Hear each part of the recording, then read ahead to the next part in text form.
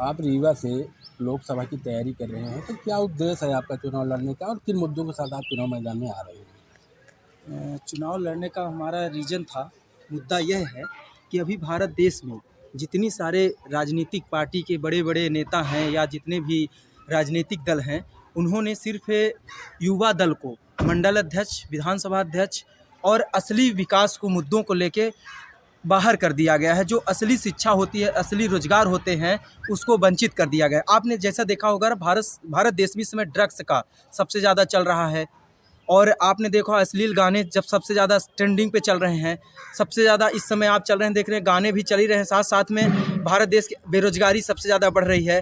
भारत देश की युवाओं विश्व में सबसे ज़्यादा युवाओं की चर्चा होती होगी। आपने देखा होगा कि आज अगर बात की जाए तो भारत के पूरी दुनिया में भारत में सबसे ज़्यादा युवा हैं और युवाओं को मिलता क्या है? युवाओं को पबजी मिलता है, फ्री फायर मिलता है, गेम मिलता है, अश्लील गाने मिलते हैं और मोबाइल मिलती है और टीवी मिलती है।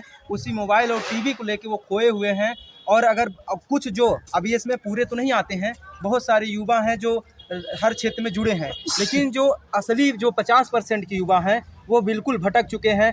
मेरा मेन मुद्दा यह है कि हमें भारत देश की जितने भी समाज के लोग रहे हैं, जितने धर्म के लोग रह रहे हैं, जाति के लोग रह रहे हैं, उन्हें जोड़ा कैसे जाए?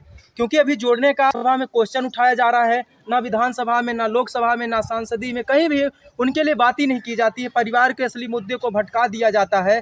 तो ये हमारा मुद्दा है कि युवाओं को भी, परिवार को भी कैसे जोड़ा जाए, क्योंकि जितनी योजनाएं अभी भारत देश में चल रही हैं वो योजनाएं कुछ ऐसी हैं जो निरर्थक चल रही हैं, उसका कोई महत्व ही नहीं है।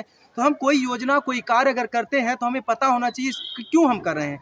जैसे मान लीजिए लोकसभा चुनाव होता है तो हमें पता होता है कि हमारे रीवा ज़िले का लोकसभा जो चुनाव है उसमें जितने भी समाज के लोग रहेंगे रीवा ज़िले में, उनके विकास को लेकर हम तत्पर रहेंगे। लेकिन क्या ऐसा किया जाता है? नहीं किया जाता है। इसलिए हमारा मुद्दा है कि युवाओं के साथ साथ सभी लोगों को, नागरिकों के पास योजनाएं पहुंचती है नहीं पहुंचती है।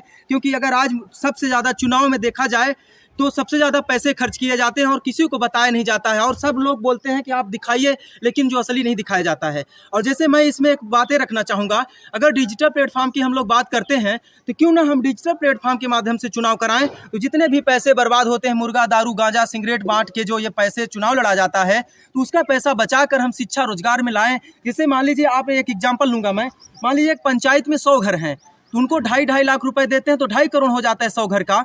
तो आप बताइए, एक कंपनी अगर डाल दी जाए, अगर हम त्योंथर की बात करें, त्योंथर में अगर एक फैक्ट्री डल जाएगी तो कितने घर परिवार चलेगा? एक 2.5 लाख में कितने घर चल रहे थे आपने देखा होगा? एक घर चला, वो मुश्किल से कितने साल तक चलेगा? कोई मतलब उसमें नहीं रह जाएगा, रहने बस के लिए मिल जाएगा। अब रोजगार अगर वहीं मिलता है लोगों को, हमारा सबसे बड़ा मुद्दा है शिक्षा रोजगार।